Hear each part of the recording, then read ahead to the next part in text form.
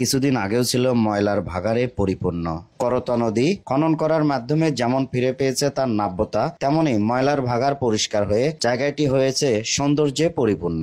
আর তাই তো বিকেল হলেই মানুষ ঘুরতে আসছে করতোয়া পাড়ে। ডিসি অফিসের পেছনে বগুড়া করতোয়া নদীর পাড় এখন বগুড়ার মানুষের নতুন বিনোদন কেন্দ্র। কিছুদিন আগেও যেখানে ময়লা ও দুর্গন্ধে টেকাই দায়ী হয়ে যাচ্ছিল, সেখানে এখন বন্ধু বান্ধবদের নিয়ে ঘন্টার পর ঘন্টা কাটিয়ে দিচ্ছেন মানুষ। সুন্দর ব্যবস্থাপনা যে কতটা সৌন্দর্য বয়ে আনতে পারে, করতোয়া নদীর পাড়ের এই সৌন্দর্যই তার জলজন্ত প্রমাণ। দুপুর গড়িয়ে বিকেল হলেই মানুষ এখন ঘুরতে আসে ডিসি অফিসের পেছনে করতোয়ার পাড়ে, যেটাকে ডিসি লেক নামেই অনেকেই সংবোধন করছেন।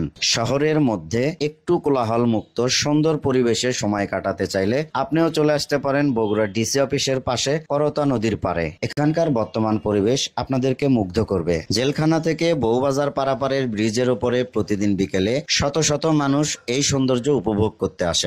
অনেকেই এখানে আসেন বন্ধু বান্ধবদের নিয়ে ছবি উঠাতে, আবার কেউ আসেন প্রিয়জনদের নিয়ে সুন্দর মুহূর্ত কাটাতে।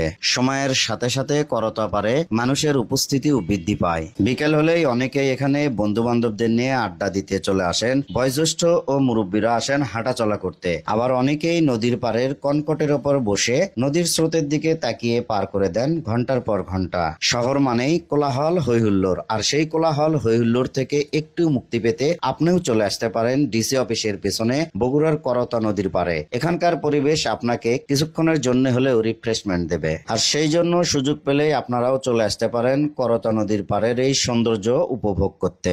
সব জায়গায় সৌন্দর্য উপভোগ করতে ও বিনোদন নিতে টাকার প্রয়োজন হলেও বগুড়া করতোয়া নদীর পাড়ের এই সৌন্দর্য উপভোগ করতে লাগছে না কোনো টাকা পয়সা। বগুড়া